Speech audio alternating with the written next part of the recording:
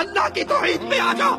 ان مردوں کو غوث آدم نہ سمجھ جو اپنے کپڑے نہ اتار سکے، جو اپنا طہارت نہ کر سکے، جو اپنا غسل نہ کر سکے، جو بیوی روتی کو چپ نہ کرا سکے، جو روتے بچوں کو چپ نہ کروا سکے، ارے جو خود چل کر قبرستان نہ جا سکے، جو قبر کی مٹی میں اتر نہ سکے، جو اپنی قبر پہ مٹی ڈال نہ سکے، اتنے مجبور تھے کہ لوگوں کے کندھوں کے سوار ہو کر گئے تھے. وہ قبر میں داخل ہونے کے بعد سب سے بڑے مددگار کیسے بن گئے؟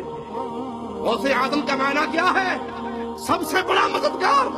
اور دھرتی پہ لوگوں سن لو، کائنات میں سب سے بڑا مددگار صرف ایک ہے، اور وہ نہیں ہے جو مر کے مٹی میں دفن ہو جائے، وہ ہے جو سب کو مارتا ہے، اسے موت. تم کہتے ہو ہمارا بابا انڈیا کا غریب نواز ہے. ارے اللہ کی قسم، کائنات میں غریب نواز دو نہیں ہے، غریب نواز ایک ہے. اگر تمہارا یہ بابا غریب نواز ہے تو اللہ کو کیا کہو گے؟ ہم کہتے ہیں اللہ غریب نواز ہے. کیسے؟ دلیل مانگو ہم سے. وہ مالی کہتا ہے انتم الفقراء، تم سارے غریب ہو، تم سارے فقیر ہو، تم سارے مانگتے ہو. نبی، ولی، علی، غوث، قطب جو تم نے بنا رکھے ہیں، اپنے بزرگوں کو نام دے رکھے ہیں غوث و قطب کے، سنو یہ سب اللہ کے در کے فقیر ہے، سوالی ہے، مانگتے ہیں. غوث آدم غریب النواز، بندہ نواز، بندہ پرور، داتا اپنے عرش میں ہے، وہ دھرتی میں دفن نہیں ہوا.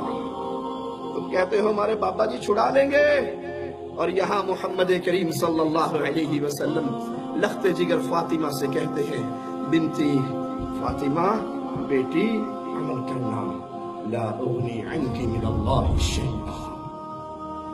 فاطمہ اگر رب نے پکڑ لیا تو محمد کی لخت جگر ہونے کی وجہ سے چھٹکارا نہ ہوگا.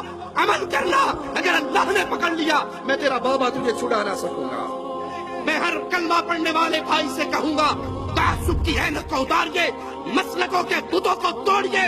محمد کے اگر کلمہ کو امتی ہونے کے دعوے دار ہو، رب کی آوازیں پہ کام کریے. میرا مولا فرما رہا ہے اے آدم کے بیٹے، اگر تو زمین بھر کے گناہوں کی میرے پاس لائے ایک شرط کے ساتھ، ثم لقیتنی لا تشرک بی شیئا، اے میرے بندے تیرے زمین گناہوں کی بھری ہوئی ہو، اس میں شرک کا گناہ نہ ہو، میں اتنی زمین رحمتوں کی بھر کے لاؤں گا، ساری معاف کر کے تجھے جنت عطا کروں گا. اس میں کون سا گناہ نہ ہو؟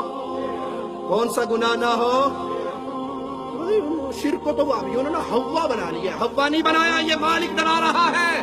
زنا معاف ہو سکتا ہے، چوری معاف ہو سکتی ہے، قتل معاف ہو سکتا ہے، دنیا کے سارے گناہ معاف ہو سکتے ہیں. یا علی مدد معاف نہیں ہو سکتا، یا رسول اللہ مدد معاف نہیں ہو سکتا، یا حسین مدد معاف نہیں ہو سکتا، یا فاطمہ مدد معاف نہیں ہو سکتا.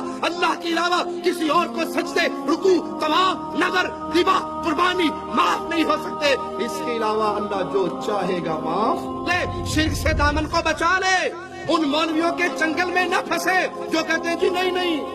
وہابیوں نے ویسے گمراہ کیا ہوا ہے. شیطان مایوس ہو گیا ہے، اس امت میں شرک نہیں ہو سکتا، اس امت میں شرک نہیں ہو سکتا. اور شرک اس امت میں اتنا ہے اللہ کی قسم، اتنا شرک ہے اس امت میں اللہ کی قسم، دلائل کی بنیاد پہ کہتا ہوں کفار مکہ کو مات دے چکے ہیں. کفار مکہ کو اگر وہ پتھروں کو پوچھتے تھے، میں نے پچھلے درس میں ذکر کیا تھا 12 گھؤں کے اندر بجلی کا ایک پول لگا ہوا ہے، اس پہ بڑا سارا بینر لگا ہوا ہے، بورڈ لگا ہوا ہے پیر کھمبے شاہ، اس پہ کاغذ باندھے جاتے ہیں، دھاگے باندھے جاتے ہیں، کپڑے باندھے جاتے ہیں. ارے کیا بتا سکتے ہو کفار مکہ نے کسی کھمبے شاہ کو پوجا ہو؟ وہ تو ان بتوں کی بھی نسبت اللہ کے اولیاء کی طرف کیا کرتے تھے. آج شرک کی کیفیت یہ ہے کہ مرید اپنے پیر کے سامنے کھڑے ہو گئے، پیر کاما والی سرکار کے سامنے کھڑے ہو کر کہہ رہے ہیں یہ بندے جو آئے ہیں یہ تیرے بندے ہیں، اللہ کے نہیں. انا للہ و انا الیہ راجعون.